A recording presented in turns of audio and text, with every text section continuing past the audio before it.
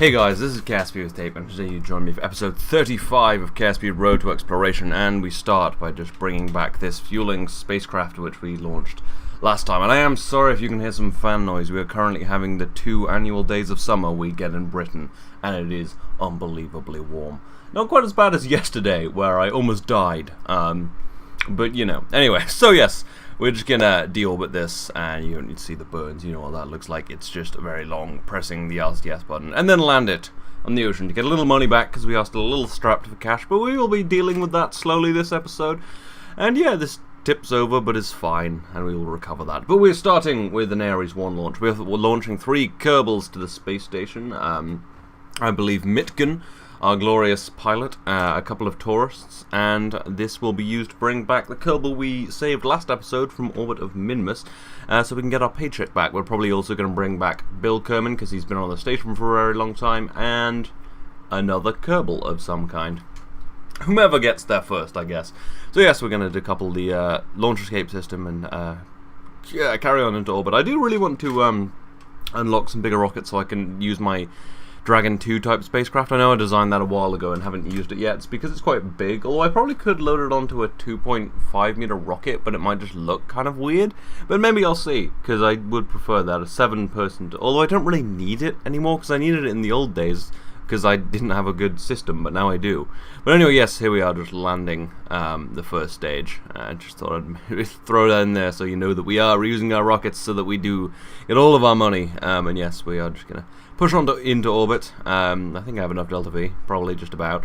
Yeah, this is a pretty close thing. But yes, the capsule today is carrying a few different things. It's just pretty much just carrying life support. It's carrying a big block of life support to go on the station and a couple of small life support containers to finally go on the Red Origin 3, because I keep forgetting to put the new life support containers on that I bring up. So I'm just going to get them in on this time, because we need more life support containers on the lander that I take out to various places, because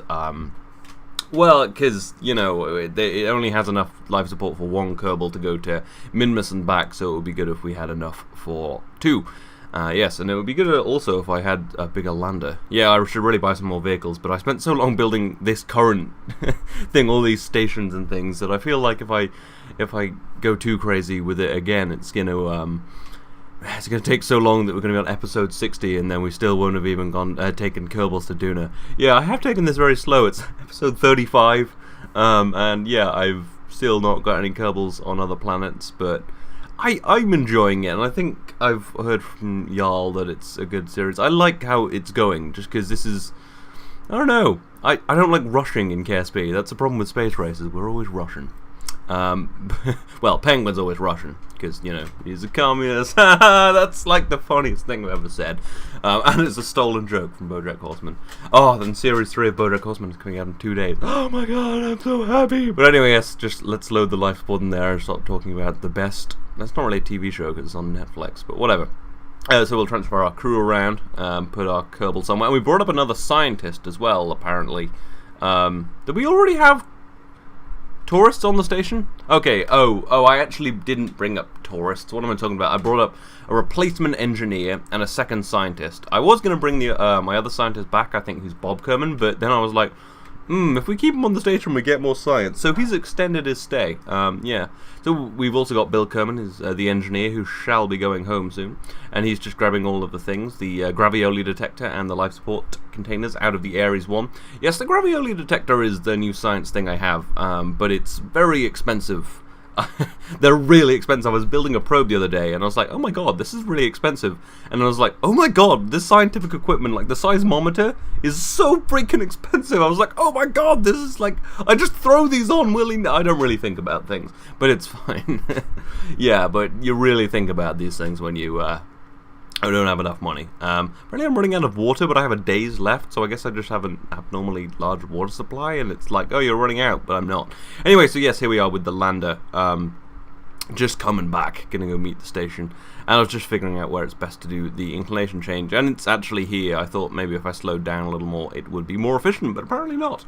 I'm no expert in orbital dynamics, although I actually, well, obviously, Kerbal Space Program teaches you quite a lot. But for my one of my projects at university, I wrote a kind of like N-body simulator. So it's kind of like, I guess it would, the best analog was it'd be like Jupiter or Joule in Kerbal Space Program, and it has a bunch of moons, and they all interact with each other, so you get these awesome gravity assist things, and sometimes I have this situation where this bigger moon, like, escaped the system, and it took a smaller moon with it as its own moon, and it was just orbiting by itself, so yeah. And anyway, that was, the point of that was that that also helped me understand a lot of orbital mechanics more complexly, because drawing orbits is no easy feat. I mean, you've got to figure out a lot of things. There's a lot of maths that goes into drawing these orbits, because they're being worked out physically. So yeah, but yeah, if you want to understand something, write it in code.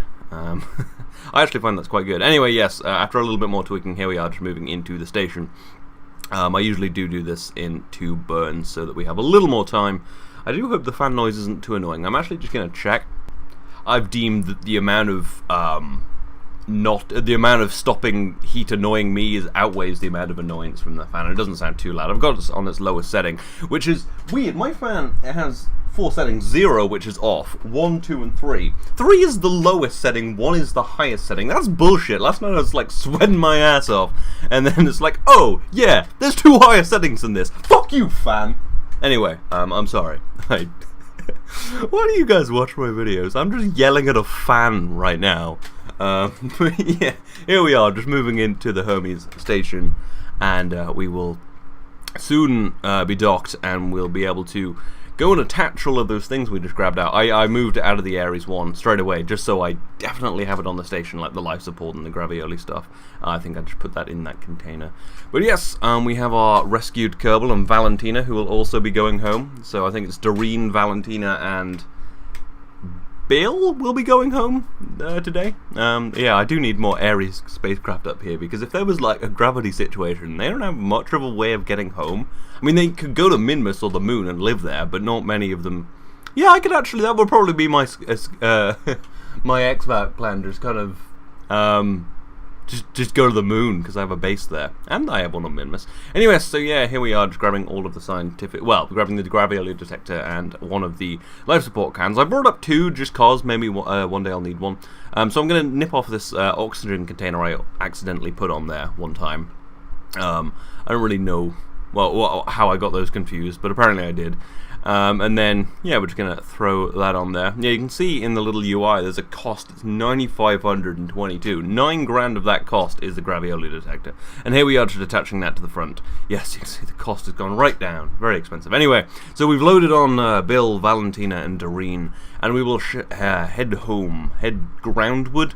Not heading skyward. So yeah, I guess planet side. We're going to head planet side. And here we are during planetfall with firing up our engines, actually, just dispensing of the last of our monopropellant and slowing us down the tiniest bit. And yeah, we actually keep our engines this time. Often those monopropellant engines burn off. But here we are, just slamming down on the ocean quite hard, and we'll recover that and get quite a decent amount of science, actually. It's like, well, it's a little science, 373. 10 grand back for the capsule, very expensive capsule.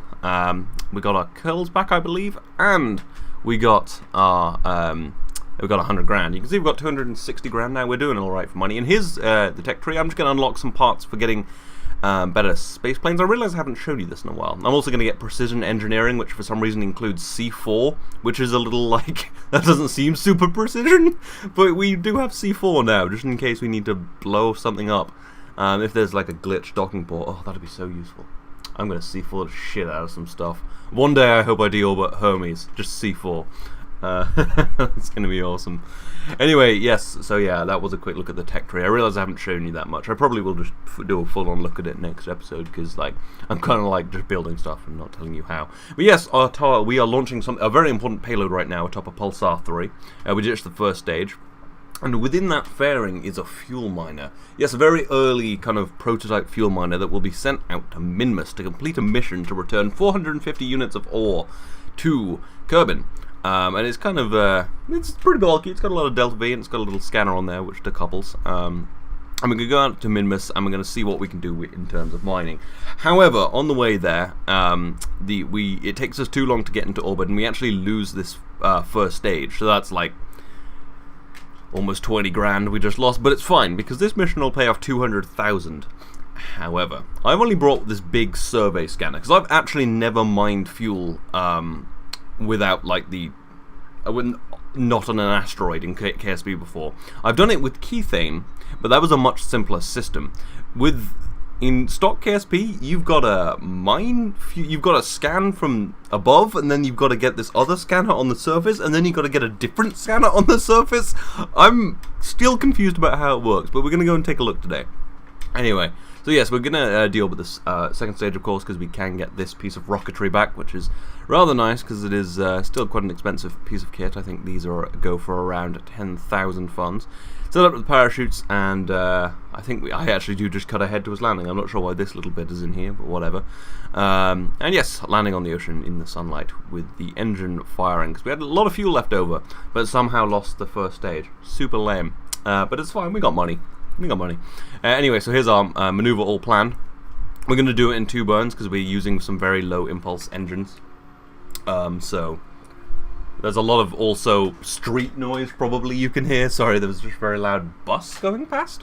Yeah, that's also because all my windows are open because it is super hot. It's actually not that hot now. Shut up. Alright, so we fire up our engines to do the first of our burns. As I said, we're going to do it in 2 burns just so that we are a little more efficient.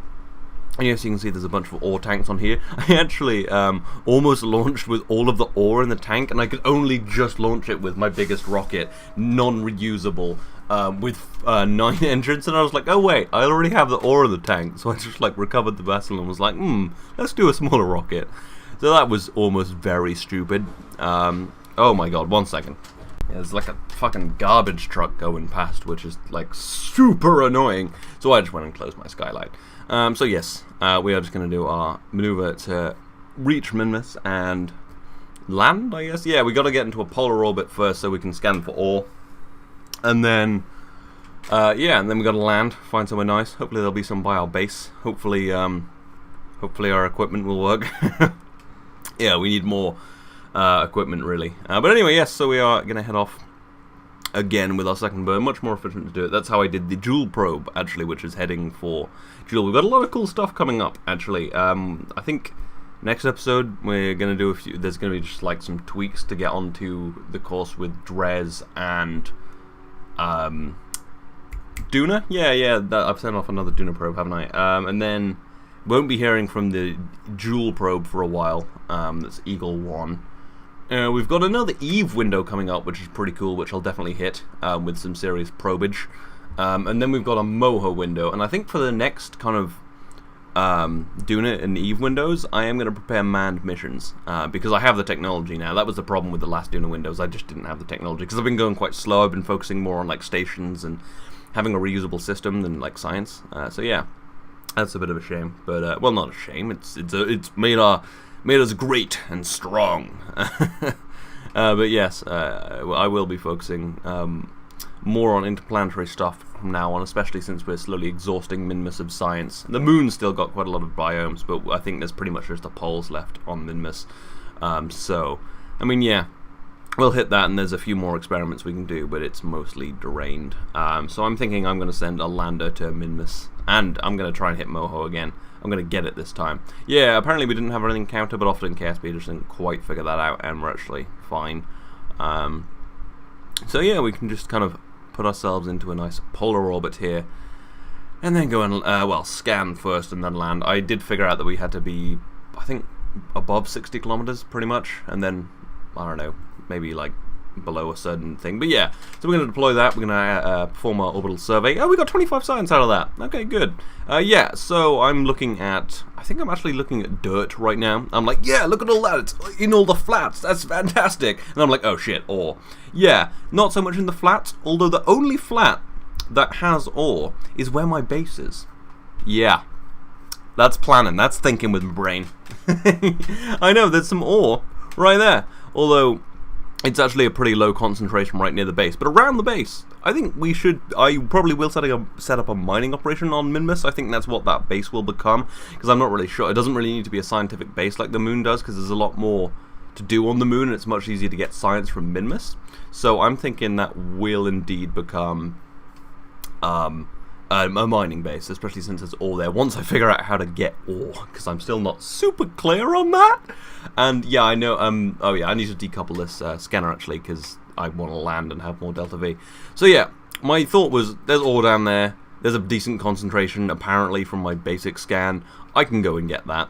But I also have the small drills, which need a very much higher concentration than the big drills. So what I'm going to have to do is, you'll actually see a little bit of it in this episode, I'm going to have to send a surface scanning module and maybe a narrowband antenna, which is a lot more science. But my station is generating science all the time, and I am going to put some labs in the moon base and potentially the Minmus station, but I'm not sure.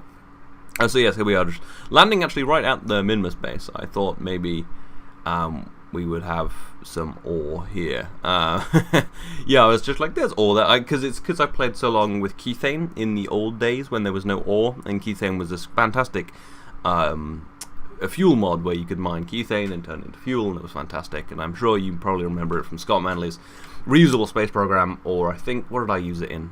I think I may have used it in Solar Civilization. I don't really remember. Oh yeah, I did. That was a good series. That was a great series. But anyway, yeah, so we're deploying our drill, but insufficient resources. I need above 2.5%. So there is ore here, but there isn't enough. So I'm thinking, okay, I'm going to try and just find where there's more. And it appears above 80%, there's you know, above 80% concentration, I guess, in these hills. So I'm like, oh, I'll go there and find some ore. But when I get there, it tells me there's no ore at all. This is bullshit. This is more complicated than I thought. Yeah, I've never really mined ore. I don't know how that hasn't happened, but, well, I've been building a station for a long time, and most of my time in KSP is spent shooting penguins. Complicated world. But yeah, luckily we have a little excess delta V in these outer tanks, so we can do a bit of a jump. But yeah, again, we're still not going to find any ore, so yeah, I also didn't bring like an ISRU or anything, because I've just got to bring ore back to Kerbal, so I do have a limited fuel supply. But yeah, so I'm thinking I'm going to send some more equipment, and I have a mission to Minmus coming up pretty soon, actually, well, pretty much right now, to send out take some tourists here in the Ares 4, so yeah, I'm going to try that. Yeah, I just totally couldn't get this to work. So yeah, I'm going to send a surface scanner, but I haven't unlocked the narrowband antenna yet, so maybe I need that, but I guess I'll find out pretty soon.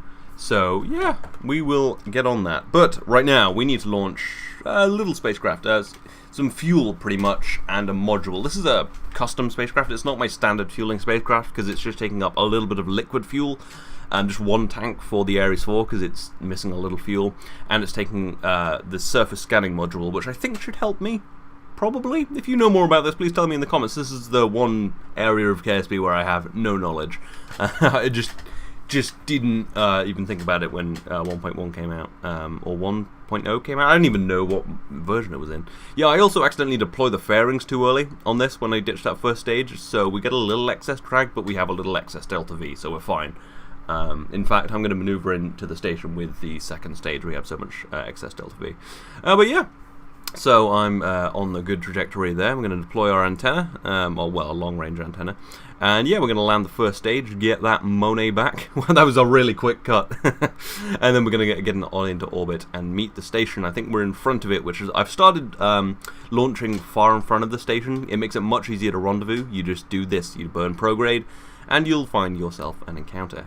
And yeah, we just, you know, back all the way, well, just go all the way around and slowly tweak our encounter. Now, this is a bit of a problem because there's only one docking port on that lander that has the surface scanning module on it, and it has no ability to maneuver other than like landings, you know, engines. I don't want to use any of that fuel.